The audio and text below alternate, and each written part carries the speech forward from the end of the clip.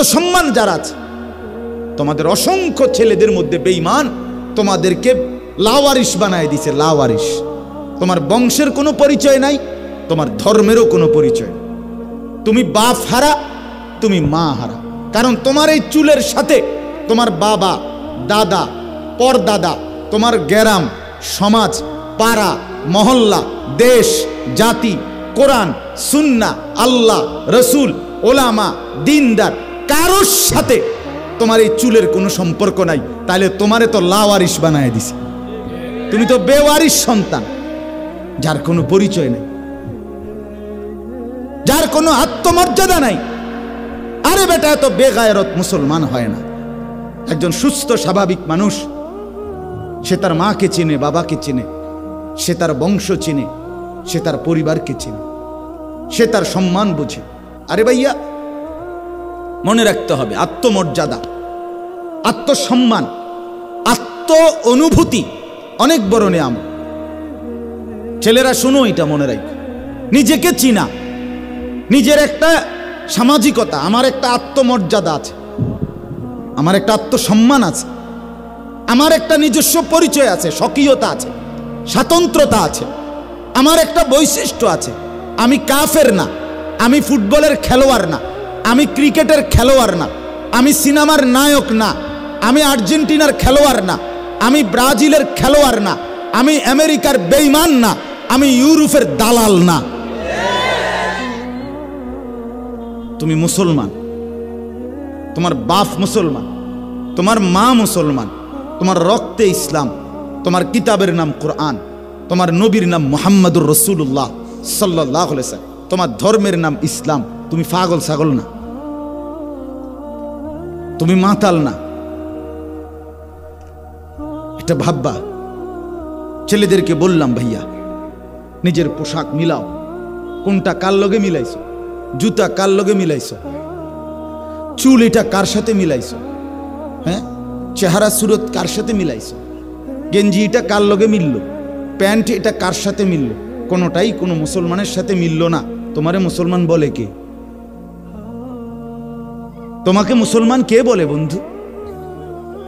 বা এত অনেকের আছে যে প্যান্ট এত সিফা, এটা বইতেই পারে না, এটা তার উপরে শাস্তি। যারা এই সিফা প্যান্টের কারণে বসতে পারে না ঠিক মতো, এটা তার উপরে আযাব। হ্যাঁ, জানেন না, বাস্তবতা এটা। মূলত আফ্রিকাতে যাদেরকে দিয়ে কাজ করাতো, উট চড়াইতো, বকরি চড়াইতো মরুভূমিতে, তাদের জন্যই এই সিফা প্যান্ট আবিষ্কার হয়েছে। বা সত্য, এটাই ইতিহাস, এটাই বাস্তবতা। মানে এই টাইট প্যান্ট আবিষ্কার হয়েছে আফ্রিকার যারা কৃতদাস এবং যাদেরকে দিয়ে মরুভূমিতে বকরি, উট, দুম্বা এগুলো চড়াইতো, যাদেরকে দিয়ে, এদের জন্য এই টাইট প্যান্ট পরাইতো, যাতে করে তারা ইচ্ছা করলেই বসতে না পারে, কাজে যেন ফাঁকি না দিতে পারে।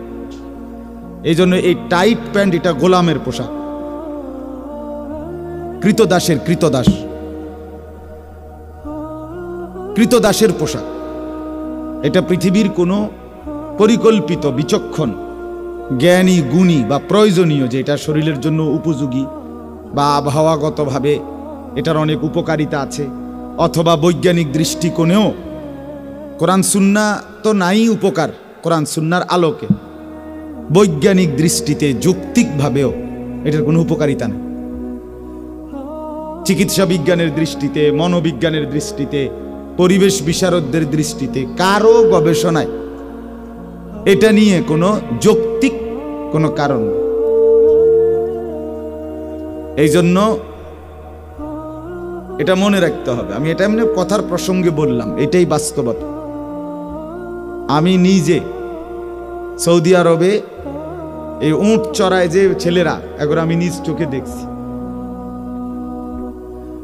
ঘুরতে গেছি যে হজ উমরার সময়, ওইখানে দেখছি আমি একদম শরীরের সাথে টাইট, এই আফ্রিকান লোক, এগুলো কর্মচারী, এগুলো টাইট প্যান্ট পরা, একদম লাগান, অর্থাৎ এগুলো যাতে অ্যাভেলেবেল বইতে না পারে, কাজে যেন ফাঁকি দিতে না পারে, এই জন্য এই টাইট পোশাক এটা বানাইছে, মানে প্যান্ট। এটা আজকে মুসলমান অজস্র ছেলে পেলে এক জাররা যার বিবেকে দেমাগেও ধরে নাই যে আমি এটা কি ফিনলাম, আমি এত টাইট করে এটা ফিনলাম, এত কষ্ট হয়, এটা আমি কি লেগে ফেল।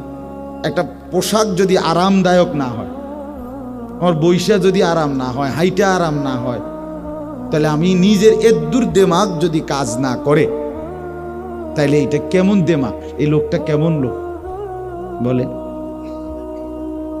আমি যেমন লুঙ্গি পরি, 6 হাত লুঙ্গি, আমার লুঙ্গি 5.5 হাতের কম না, মানে যদ্দূর সম্ভব। আরো সেদিন আমি সিরাজগঞ্জ মাহফিলে গেছি, এই গত সপ্তাহ। সিরাজগঞ্জ শাহজাদপুর একটা উপজেলা আছে, ওইখানে হলো বাংলাদেশের সবচেয়ে বেশি লুঙ্গির কারখানা উৎপাদন হয় সরাসরি। তো ওইগুলো গেছি আমি, ফ্যাক্টরি ভিতরে। তো অনেক লোক তারা পরিচিত। তো বললাম যে সবচেয়ে প্রশস্ত ছড়ানো, মানে বেশি বড় আমার এরুম লুঙ্গি দেন 3-4টা। তো ওরা আমারে দিছে। তাহলে বোঝা গেল একটা মানুষ তার চলতে ফিরতে বসতে আরাম বোধ হওয়া, এটা তো অনেক বড় নিয়ামত, অনেক বড় বিষয়। আমি এমন একটা প্যান্ট পরলাম যেটা এতটাই টাইট, এটা নড়ানো চায় না, সোজা হওয়া যায় না, কিন্তু ঠিক মতো ফেসাব করন যায় না। আস্তাগফিরুল্লাহ, একেবারে নিম্ন রুচির মানুষ। আপনি দেখেন এর কোনো রুচি নেই, এর কোনো বুঝ বুদ্ধি দেমাগে নেই, নিজস্ব আকল কাজ করা ব্রেন অনেক বড় নিয়ামত, অনেক বড়। কোরআনুল কারীমের মধ্যে সূরা আরাফের মধ্যে আছে, ইয়া বনি আদম কদ আনজালনা আলাইকুম লিবাসান, হে বনি আদম, আমি আল্লাহ তোমাদের উপরে পোশাক নাজিল করেছি, পোশাক নাজিল করেছি আমি। তাহলে এই কথা স্পষ্ট কোরআনের আয়াত। আল্লাহ বলছে পোশাক নাজিল করেছেন কে? আল্লাহ। এই যে পোশাক পরার অনুভূতি, পোশাক দিয়ে মানুষকে সাজানো, এটা আল্লাহ তাআলা সাজিয়েছে। মানুষ প্রথমে তো উলঙ্গ ছিল, এরপরে গাছের পাতা দিয়ে লজ্জা নিবারণ করত, এরপরে ধীরে ধীরে পোশাক পরা শিখছে, আধুনিক হয়েছে। এটি সম্পূর্ণ মিথ্যা কথা, গাঁজাখুরি কথা, এই ডাহা মিথ্যা কথা। যে সমস্ত বই, জেনারেল শিক্ষার যেসব বইয়ের মধ্যে এই কথাগুলো আছে, একেবারে আপাদমস্তক মিথ্যুকদের কথা। কোরআনুল কারীমের মধ্যে আছে আল্লাহ তাআলা হযরতে আদম এবং হাওয়া আলাইহিমাস সালাম, প্রথম নারী পুরুষ আদম হাওয়া নাকি, ওনাদেরকেই আল্লাহ তাআলা পোশাকে আবৃত্ত করেই আদম এবং হাওয়াকে ফেরেশতাদের সামনে প্রকাশ করছে। প্রথম দিন থেকে প্রথম মানুষকে আল্লাহ তাআলা মানুষ হিসেবে পরিচয় করাইছেন পোশাক পরিহিত। তাহলে হেনে ন্যাংটা থাকবে কেন, ফাতা ফিনবে কেন? কথা বুঝেন না? তাহলে এটা কেমন অযৌক্তিক কথা না? আল্লাহ তাআলা কোরআনুল কারীমের মধ্যে বলছেন যে নিষিদ্ধ গাছের ফল যখন ইবলিস হযরত আদম এবং হাওয়া আলাইহিমাস সালামকে খাওয়াইল প্রলোভন দিয়ে, তখন সর্বপ্রথম আদম এবং হাওয়া এই দুইজনের গায়ে দেহে যে পোশাক ছিল, এই পোশাক খুলে পড়ে গেছে। তখন তারা জান্নাতের পাতা দিয়ে লজ্জা নিবারণ করতে চাচ্ছিল। তাহলে কি বোঝা গেল? আদম এবং হাওয়ার প্রথম থেকেই গায়ে কি ছিল? তো তাইলে আদিম যুগে আর পোশাক ছিল না, পরে ধীরে ধীরে মানুষ যখন আধুনিক হইছে, আস্তে আস্তে পোশাক পরা শিখছে। এই মিথ্যা কথা বলার কি দরকার? এটা বানোয়াটি কথা কিনা বলেন না?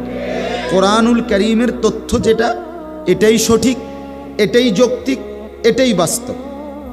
এই জন্য কোরআনে আছে, আল্লাহ তাআলা বলছেন, ইয়া বনি আদমা লা ইয়াফতিনান্নাকুমুশ শাইতান কামা আখরাজা আবাওয়াইকুম মিনাল জান্নাহ ইয়ানজিউ আনহুমা লিবাসাহুমা লিউরিয়াহুমা সাওআতিহিমা।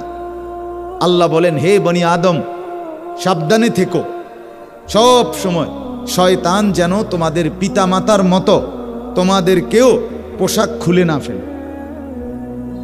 অর্থাৎ পোশাক দ্বারা, কথাটা বোঝো ভাইয়া, পোশাক থেকে, পোশাকের ব্যাপারে তোমাদেরকে যেন শয়তান বিভ্রান্ত না করে।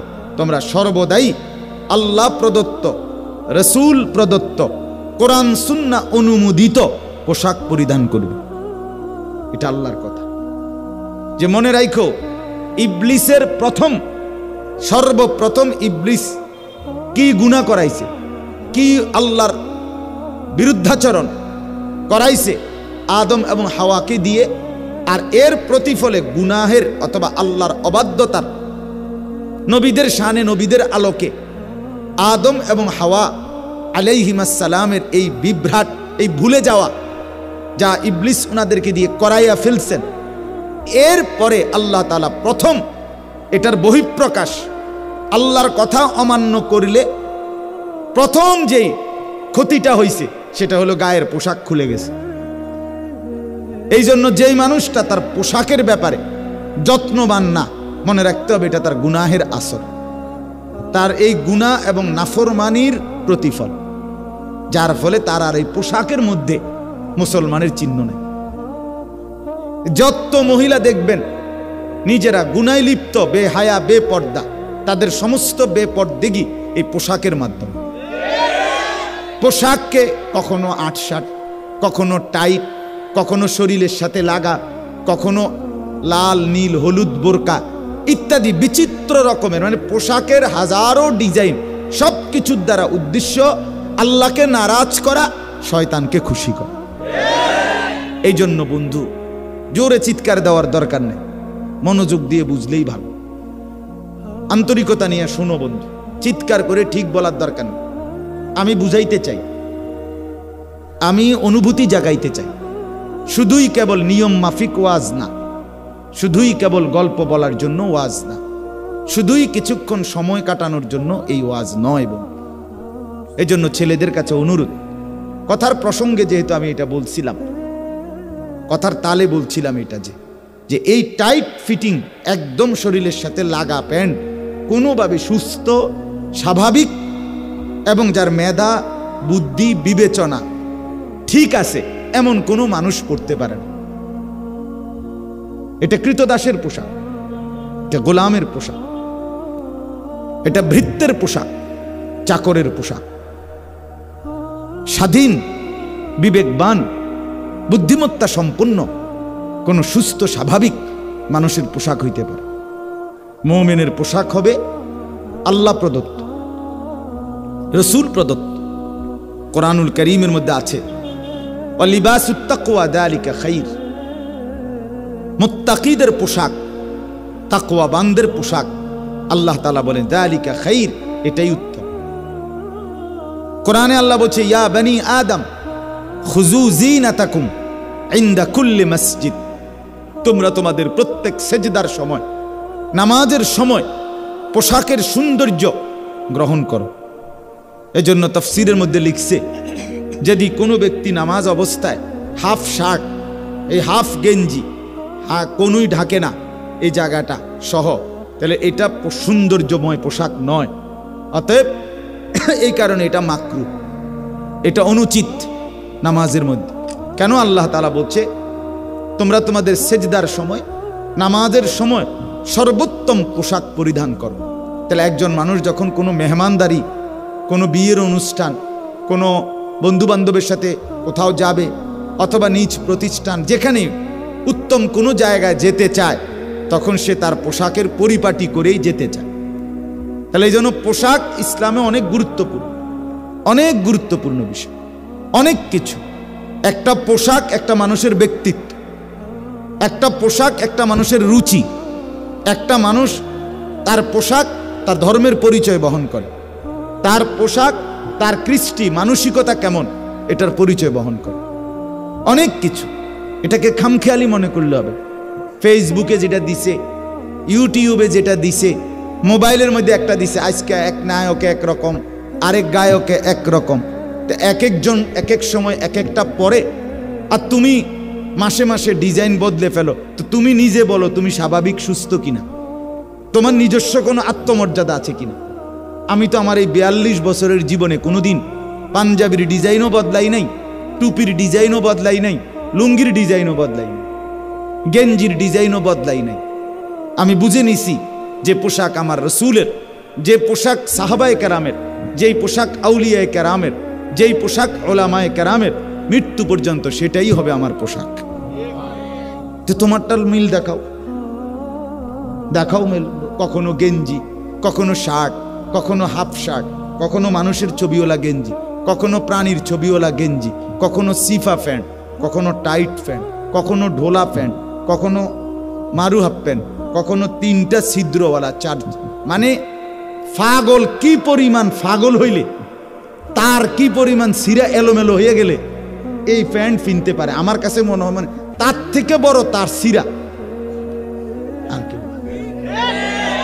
তার মানে এই যে আনাম আস্তা জলজ্জান্ত প্যান্টটার মধ্যে 3খানে ছিদ্র, আমার মনে হয় তার যে ছিঁড়ে গেছে তার ইডি আর লাগাইবারও কোনো বুদ্ধি নেই। কোনো ইলেকট্রিশিয়ান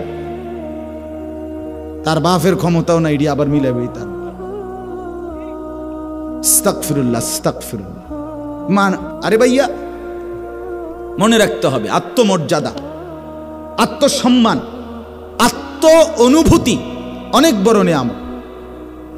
ছেলেরা শোনো, এটা মনে রাখো, নিজেকে চিনা, নিজের একটা সামাজিকতা, আমার একটা আত্মমর্যাদা আছে, আমার একটা আত্মসম্মান আছে, আমার একটা নিজস্ব পরিচয় আছে, স্বকীয়তা আছে, স্বাতন্ত্রতা আছে, আমার একটা বৈশিষ্ট্য আছে।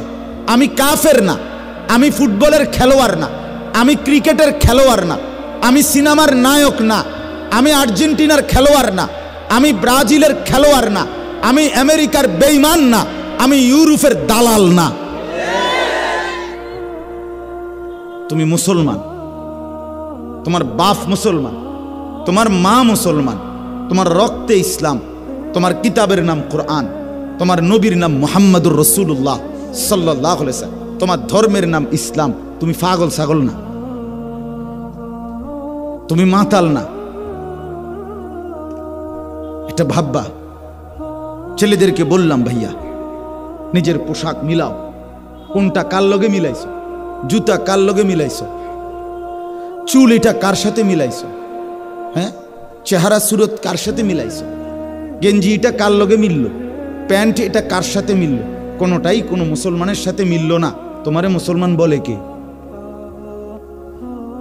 তোমাকে মুসলমান কে বলে বন্ধু? যদি বলো তোমারে হেরা কাফের, হেরাও তো তোমারে নিবে না, ওরাও নিবে না। ভোটার কার্ডে, ভোটার আইডি কার্ডে ধর্মের সাথে লেখা আছে ইসলাম, জন্ম নিবন্ধন সনদে ধর্মের সাথে লেখা আছে ইসলাম, পাসপোর্টে লেখা আছে ধর্মের সাথে ইসলাম।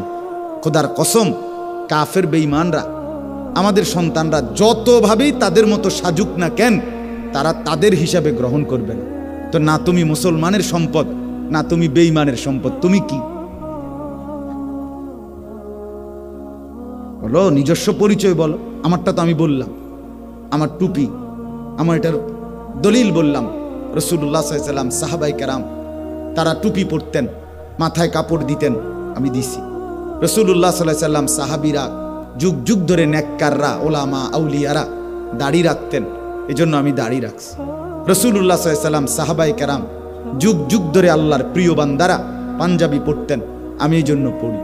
রাসূলুল্লাহ সাল্লাল্লাহু আলাইহি ওয়াসাল্লাম, সাহাবায়ে কেরাম যুগ যুগ ধরে আল্লাহর প্রিয় বান্দারা লুঙ্গি পরতেন, আমি এই জন্য পড়ি। গেঞ্জি পরতেন, এই জন্য আমি গেঞ্জি গায়ে দেই।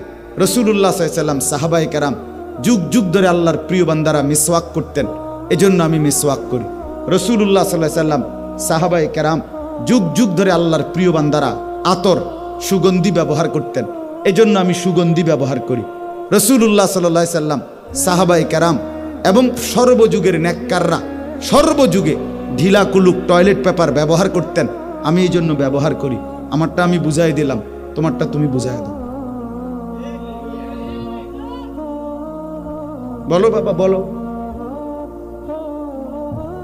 তুমি সুস্থ না অসুস্থ, তুমি বুঝাই দাও। তোমার নিজস্ব কোনো রুচি আছে কি না, তুমি বুঝাই দাও। তাইলে আমি কথার প্রসঙ্গে এটা বুঝাইলাম। তুমি ভাইয়া দয়া করো, আপনাদের বাবাদেরকেও বলি, আপনার ছেলেকে জিজ্ঞেস করে, তুমি বাবা এটা কি শার্ট গায়ে দিলা, কি চুল রাখলা? এটা একদম সহজ কথা দোস্ত। তোমার একটা স্বকীয়তা, আত্মমর্যাদা থাকা চাই। আত্মসম্মান বড় নিয়ামত। গায়রত গায়রত গায়রত, আত্মমর্যাদা বোধ। আমি মুসলমান, আমি মুমিন, আমি দুনিয়া সব হারাইতে পারি, আমি আল্লাহকে হারাইতে পারি না। সব ভুলতে পারি, আল্লাহকে ভুলতে পারি। ফিলিস্তিনের মধ্যে মজলুম মুসলমান, এক এক ফ্যামিলি তাদের ছেলে মেয়ে স্ত্রী সন্তান সব হারায় ফেলছে, কিন্তু অসংখ্য পরিবার এই মুহূর্তেও এই রক্তের মধ্যে থাইকাও তাদের বক্তব্য এটাই, তবুও আমরা ফিলিস্তিনকে মুক্ত চাই। এই যে একটা আত্মমর্যাদা, নিজেদের ভিতরের একটা স্পিরিট যে আমার পুরা ফ্যামিলি প্রয়োজনে শেষ হবে, বিনিময়ে আমি দুশ্মনের পতন চাই, ইসরায়েলের ইহুদি কুত্তাদের পতন চাই। খোদার কসম, ও চিরেই আজ কিংবা কাল সময়ের ব্যবধানে ফিলিস্তিন জিতবেই। এটা বড় নিয়ামত। এই কনফিডেন্স যারা আছে, আত্মসম্মান যারা আছে, তোমাদের অসংখ্য ছেলেদের মধ্যে বেঈমান তোমাদেরকে লাওয়ারিশ বানায় দিছে। লাওয়ারিশ, তোমার বংশের কোনো পরিচয় নাই, তোমার ধর্মেরও কোনো পরিচয়। তুমি বাপ হারা, তুমি মা হারা, কারণ তোমার এই চুলের সাথে তোমার বাবা, দাদা, পরদাদা, তোমার গ্রাম, সমাজ, পাড়া, মহল্লা, দেশ, জাতি, কোরআন, সুন্নাহ, আল্লাহ, রসুল, ওলামা, দিনদার, কারোর সাথে তোমার এই চুলের কোনো সম্পর্ক নাই। তাহলে তোমারে তো লাওয়ারিশ বানায় দিছে। তুমি তো বেওয়ারিশ সন্তান, যার কোনো পরিচয় নেই, যার কোনো আত্মমর্যাদা নাই। আরে বেটা, এত বেগায়রত মুসলমান হয় না। একজন সুস্থ স্বাভাবিক মানুষ, সে তার মাকে চিনে, বাবাকে চিনে, সে তার বংশ চিনে, সে তার পরিবারকে চিনে, সে তার সম্মান বুঝে। আমার আব্বা মসজিদের ইমাম ছিলেন, আমার আব্বা আলেম ছিলেন। আমি সারা জীবন মনে রাখছি যে আমাকে এই পথে চলতে হবে। এটা আমি বুঝছি, এটা আমাকে বুঝতেই হবে। এটা বুঝলেই আমি স্বাভাবিক, এটা না বুঝলেই আমি অস্বাভাবিক। এজন্য আমি অনুরোধ করলাম ভাই, আবারও অনুরোধ করছি, নিজেকে চেনা। ইস্তাফতি কালবাক, নবী সাল্লাল্লাহু আলাইহি সাল্লাম বলছেন, উম্মত তুমি তোমার দিলকে প্রশ্ন করো, দিলকে জিজ্ঞেস করো, তুমি মুসলমান না অমুসলমান? তুমি জান্নাতে যেতে চাও না জাহান্নামে? তুমি আখিরাতের মুক্তি চাও না আখিরাতের বরবাদি চাও? রাসূল বলছেন, ইস্তাফতি কালবাকা, তুমি তোমার কলবকে, দিলকে জিজ্ঞেস করো। ইজা সাররাতকা হাসানাতুকা ওয়া সাআতকা সাইয়্যাতুকা ফাআনতা মুমিন। রাসূলুল্লাহ সাল্লাল্লাহু আলাইহি ওয়াসাল্লাম বলেন, আমার উম্মত যদি নেক কাজ করলে ভালো লাগে, যদি গুনার কাজ করলে কষ্ট লাগে, খোদার কসম নবী বলছে, তাহলে তুমি মনে রেখো এখনো তুমি মুমিন, এখনো ঈমান আছে। মিথ্যা বললে কষ্ট লাগে, চুরি করলে কষ্ট লাগে, জিনা ব্যভিচারের দৃশ্য দেখলে কষ্ট লাগে, সুদ ঘুষ খাইলে কষ্ট লাগে, নাটক সিনেমা নর্তকীর ছবি দেখলে কষ্ট লাগে, নামাজ ছুটে গেলে কষ্ট লাগে, ফজরের জামাত ছুটে গেলে অস্থির লাগে। তাহলে এদ্দুর যার দিল, আল্লাহ রসুল বলছে এই লোকটা এখনো মুমিন। কিন্তু যেদিন ঘন্টার পর ঘন্টা গুনার পরেও, দিনের পর দিন গুনার পরেও, বছরের পর বছর নাফরমানি করার পরেও তার কলিজার মধ্যে কোনো নড়াচড়া নাই, বিবেকের কোনো জ্বালা পোড়া নাই, অন্তরের মধ্যে কোনো অনুশোচনা নাই, তাহলে ঈমান মনে রাখবা বহু আগে হারায় গেছে। এটা মনে রেখো। 365 দিনে এক বছর, খোদার 365 দিনে এক টানা একটি বছরে কোনো দিন তোমার ফজরের নামাজ পড়তে মনও চাইল না, উঠলাও না, তুমি জানো না কখন ফজরের ওয়াক্ত হয়, কখন আজান হয়, কখন জামাত হয়। হায় দোস্ত, তুমি মানুষের বাচ্চা কিনা খবর নিও।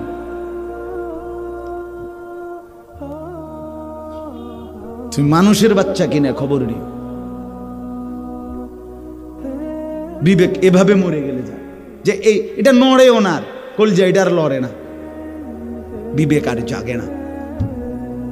আস্তাগফিরুল্লাহ, আস্তাগফিরুল্লাহ। একজন মুসলমান তো পরের কথা মিয়া, হ্যাঁ আমার তো হেরে মানুষের বাচ্চা কিনা হে এটাই সন্দেহ।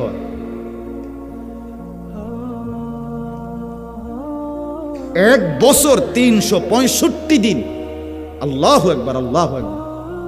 একটা বছরে কোনোদিন মন চাইলো না, মনেও পড়ে না কিরে আমি যে মুসলমান, আমাদের উপরে যে একটা ফজরের নামাজ আছে ফরজ, এটা আমি পড়বো কোন দিন।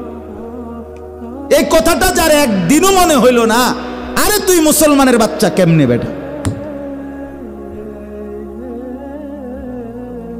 বলো বলো ভাইয়া।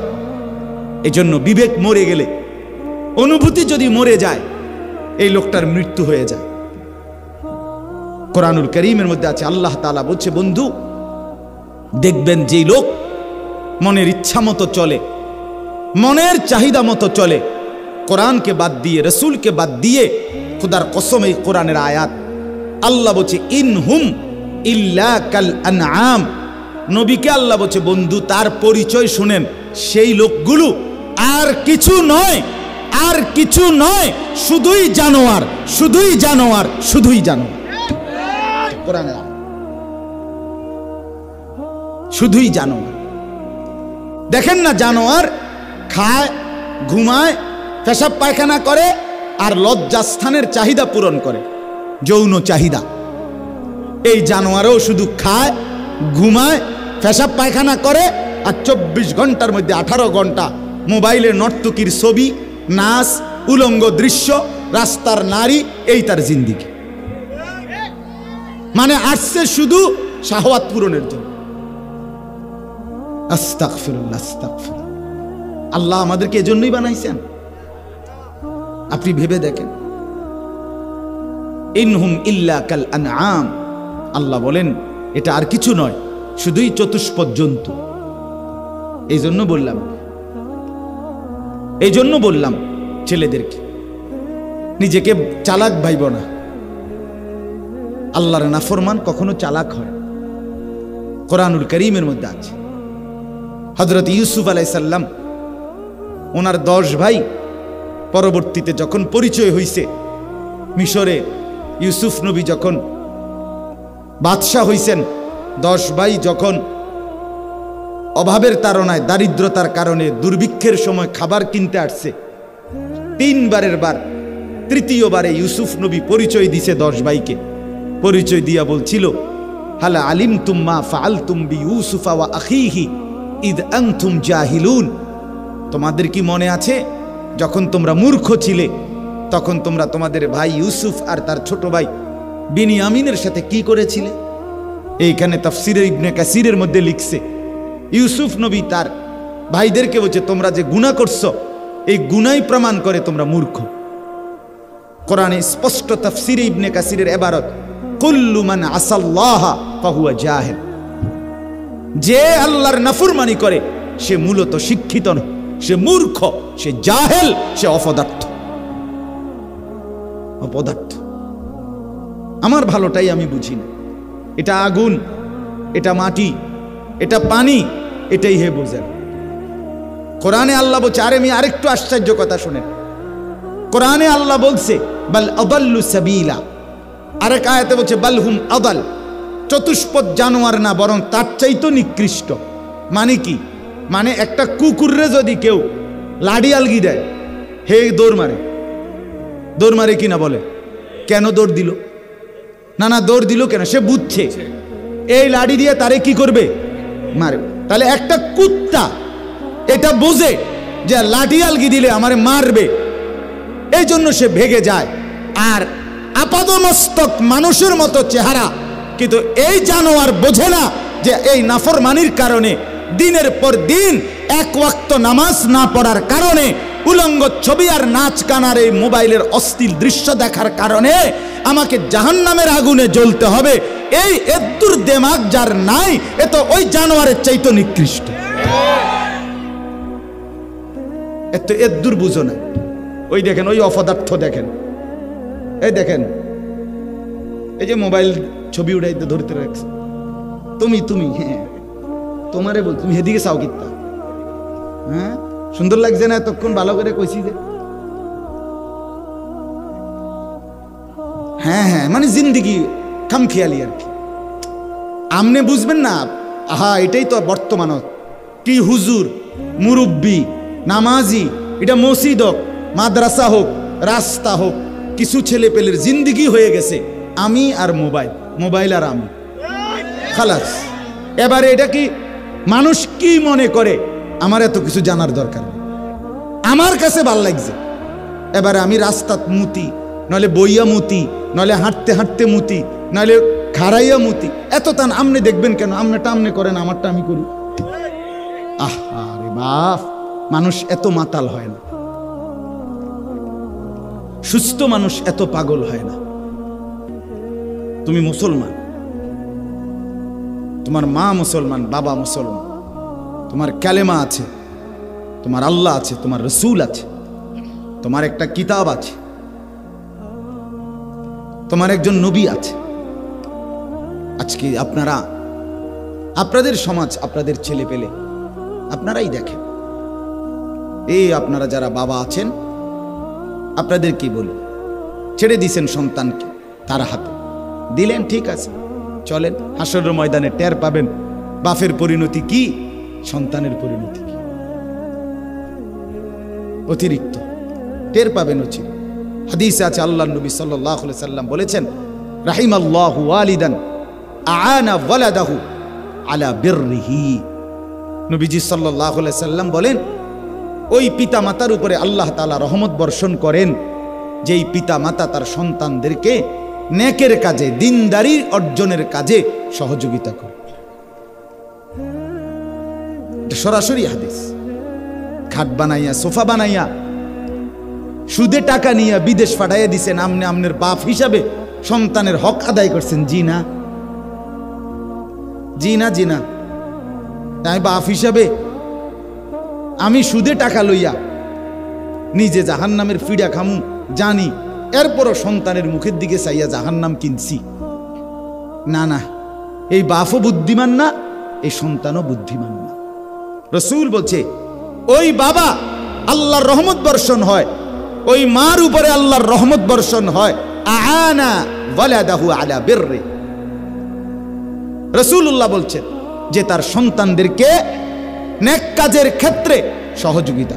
বাবা মা সন্তানকে নামাজি বানাইছে, কোরআন পড়তে পারে এমন বানাইছে, সেজদাওয়ালা বানাইছে, মৃত্যু পর্যন্ত নিজেরা চেষ্টা করে গেছে আমার স্ত্রী সন্তান, ছেলে মেয়ে, নাতি নাতনি যেন আল্লাহকে ডাকে, নামাজ পড়ে, সেজদা করে, আল্লাহর গোলামি করে।